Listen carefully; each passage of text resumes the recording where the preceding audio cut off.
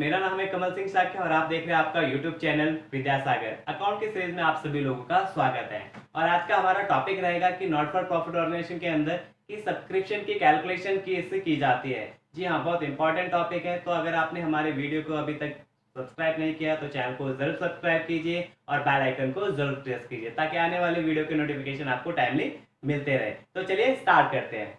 तो आज हम कैलकुलेशन करने वाले हैं सब्सक्रिप्शन की कैलकुलेशन कैसे की जाती है। तो ये एक इंपॉर्टेंट टॉपिक है, बहुत इंपॉर्टेंट क्वेश्चन होता है जो एग्जाम में आता ही आता है। 3 मार्क्स का क्वेश्चन रहेगा तो इसको जरूर आपको अच्छे तरीके से समझना है ताकि एक बड़ा क्वेश्चन जब 6 मार्क्स का बनेगा तो उसके अंदर भी आप इसको इजीली कर पाए।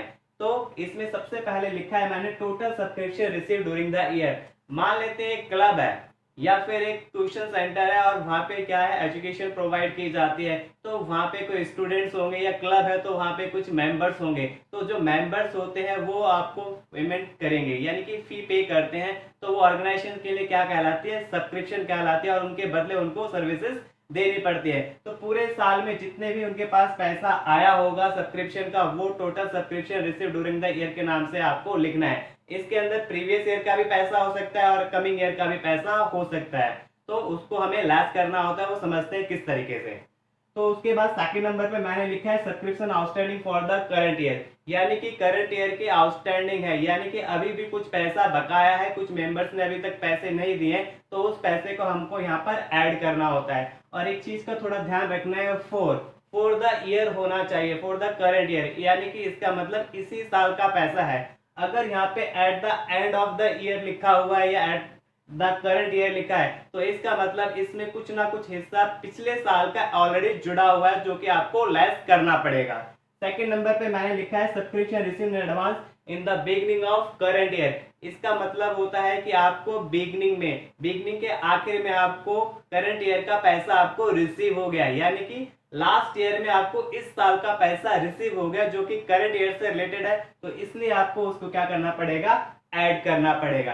थर्ड मैंने लिखा है outstanding subscription for previous year, यानी पिछले साल की आउटस्टैंडिंग आपको हमेशा माइनस करनी पड़ेगी। क्यों? क्योंकि वो इस साल से रिलेटेड नहीं है, ये पिछले साल से रिलेटेड है। फॉर एग्जाम्पल मान लेते हैं आपने पिछले साल 5,000 रुपए बनते हैं, आपके 5,000 रुपए आउटस्टैंडिंग थे और वो इस टोटल अमाउंट के अंदर जुड़े हुए हैं। तो आपको क्या करना पड़ेगा, माइनस करना पड़ेगा। क्यों? क्योंकि वो इस साल से रिलेटेड नहीं है, इस साल उसकी सर्विसेज आपको नहीं दी जाएगी। ओके, लास्ट पॉइंट है subscription receive for the next year, यानी कि इस साल आपको सब्सक्रिप्शन रिसीव हो गई है आने वाले साल के लिए। तो इस साल आपने पैसा दिया है लेकिन उसकी सर्विसेज आपको कब मिलेगी, कमिंग ईयर में, यानी कि नेक्स्ट ईयर में, इसलिए उसको भी क्या किया जाता है, माइनस किया जाता है। उसके बाद आपको लिखना है subscription credit to the income and expenditure account, यानी इन सबका प्लस या माइनस करने के बाद जो भी अमाउंट आया है वो इनकम एंड एक्सपेंडिचर अकाउंट के क्रेडिट साइड में जाता है। तो आई होप आपको समझ में आ गया होगा कि सब्सक्रिप्शन की कैलकुलेशन कैसे की जाती है।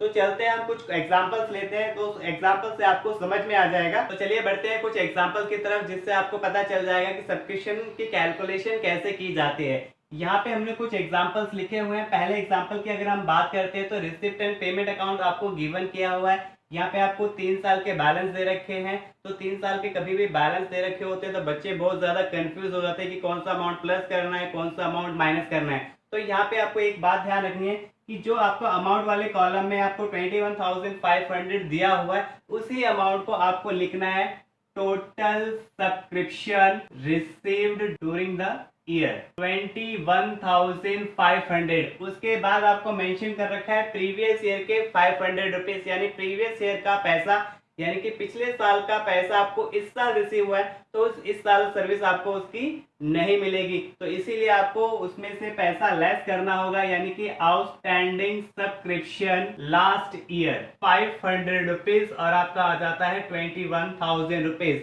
उसके बाद आपको दे रखा है नेक्स्ट ईयर। नेक्स्ट ईयर का मतलब होता है आने वाले साल के पैसे पहले ही आपको रिसीव हो गए जिसकी सर्विसेज आपको मिलेगी कमिंग ईयर में, यानी कि नेक्स्ट ईयर मिलेगी। तो नेक्स्ट ईयर का पैसा आपने पहले रिसीव कर लिया है तो उसे लिखा जाएगा received in advance subscription current year. तो माइनस कराना है आपको receive in advance current year के नाम से, यानी कि 1000 रुपीज, और आपका आंसर आ जाएगा 20,000। 20,000 को आप लिखेंगे इनकम एंड एक्सपेंडिचर अकाउंट के क्रेडिट साइड में, यानी कि इनकम एंड एक्सपेंडिचर अकाउंट बनाएंगे तो उसके क्रेडिट साइड में आपको लिखना होगा।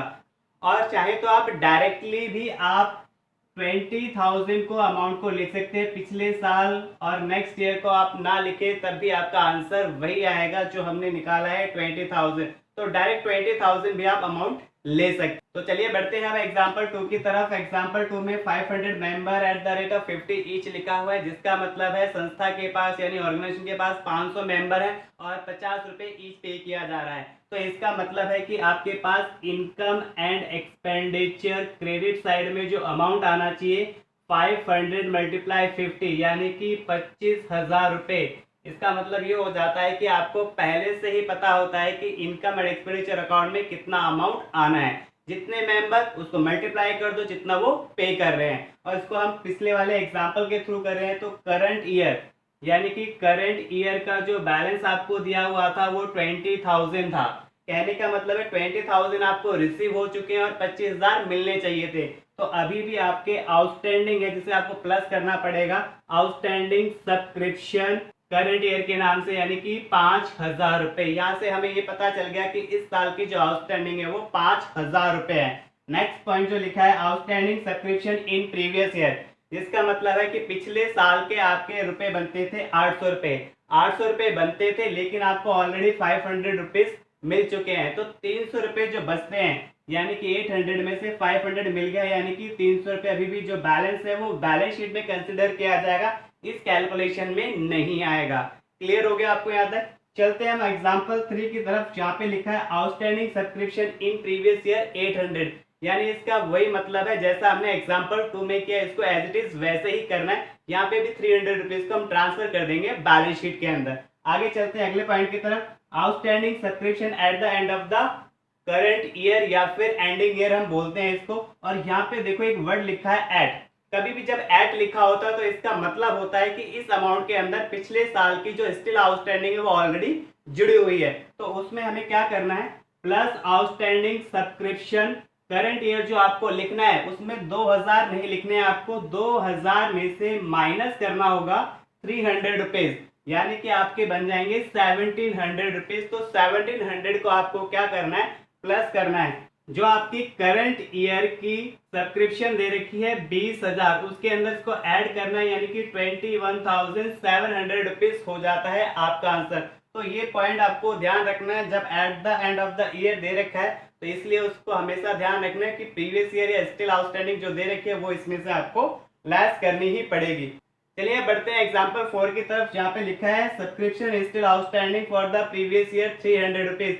यहाँ पे आपको ऑलरेडी बता रखा है कि 300 रुपए स्टिल आउटस्टैंडिंग है, यानी कि अभी भी 300 रुपए आपके बाकी हैं। तो यानी कि ये बैलेंस शीट में जाएगा, कहीं और नहीं जाएगा।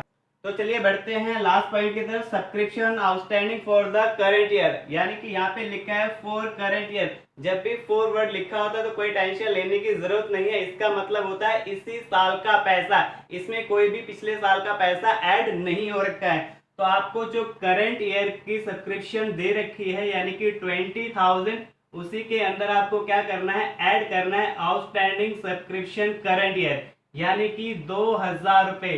जब आपका आंसर आ जाता है 22,000, यानी कि इस तरीके से आपको कैलकुलेशंस करनी पड़ती है सब्सक्रिप्शन की। आई होप अब आपको समझ में आ गया होगा कि कैसे कैलकुलेशंस करनी होती है सब्सक्रिप्शन की। नेक्स्ट वीडियोस में हम सीखेंगे कि कैसे क्वेश्चंस को सॉल्व किया जाता है। एक बड़ा क्वेश्चन लेंगे जिसके थ्रू आपको समझ में आ जाएगा कैसे कैसे कैलकुलेशंस की जाती है। तो अगर अभी तक भी आपने हमारे चैनल को सब्सक्राइब नहीं किया तो चैनल को सब्सक्राइब करें, बेल आइकन को प्रेस करें, ताकि आने वाली वीडियो का नोटिफिकेशन आपको टाइमली मिलते रहे। अगर आपको ये वीडियो पसंद आई है तो उसको लाइक करें, शेयर करें और ज्यादा से ज्यादा लोगों को शेयर करें ताकि उनको भी उनका बेनिफिट मिल सके। धन्यवाद।